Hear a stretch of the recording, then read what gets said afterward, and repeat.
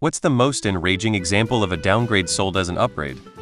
I think it was Cadbury who tried to sell their shrinkflation of supermarket chocolate as doing their part to tackle obesity in the UK.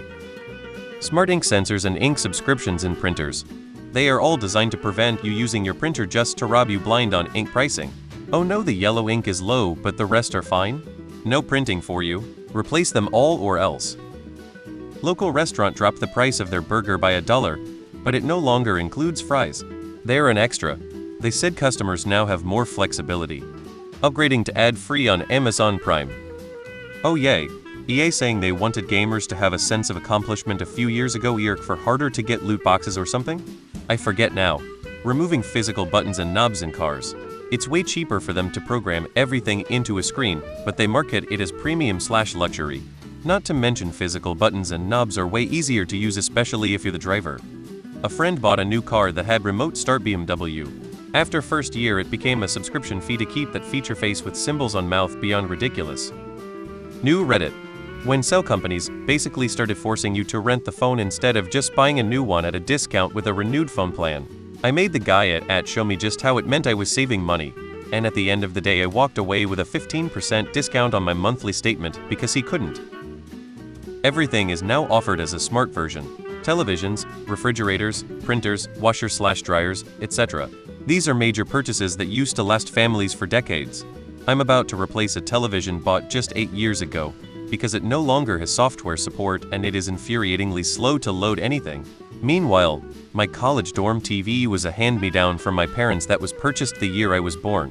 It only needed to be replaced after my roommate put a magnet on the top corner. Didn't know better. Companies have been able to build obsolescence right into their products by putting unnecessary software in them. You can buy the nicest, most top-of-the-line refrigerator available in hopes that you'll get maximum use out of it and it'll stop working because you didn't replace the water filter with one that has a smart chip. Don't get me started on HP's printer cartridge racket. TVs at the gas station pumps. Being upgraded to a Comfort Plus middle seat when I had a regular economy seat in the window. No headphone jack in newer iPhones. New Reddit. Us going from cable packages of 100 plus TV shows to now having to subscribe to each individual channel streaming service that individually costs more than cable. Obscure crap too, like yeah, I'm totally subscribing to fucking Stars. Aerated chocolate candy. Phones with non-removable batteries. Before you can carry spare batteries and go to 100% as soon as 30 seconds. And when your battery is worn out, you just go to your nearby electronics store and walk out with a new battery. And even a kindergartner can do a swap. No tools required. Now you need a heat gun, basically an overpowered hair dryer that gets as hot as 1000\F700\C to open up most phones, and to remove the old battery, which is also a fire hazard. What if you accidentally damage the battery from yanking it out? Many people would just throw out their phones and buy a new one. If you don't have the know-how or not comfortable doing it yourself, you either have to mail your phone or leave it at a repair shop for a few days to a week. You'd be without a phone during those times. I know in the US there are Apple stores or U-Break-I-Fix stores that could do it within an hour or two, but not everyone in other countries has that luxury, including mine. Manufacturers supposedly did this to make phones slimmer and waterproof. I had a Galaxy Note 4 and it's already slim enough.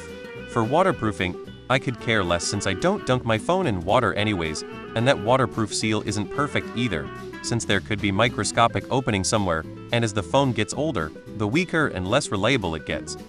Welp, this thread is enraging me on a fine Saturday morning. That time Apple released a software upgrade that killed older phones so that they could sell new ones. Every video camera that requires a subscription to unlock all the features, which usually means the cam is virtually useless unless you pay a monthly fee.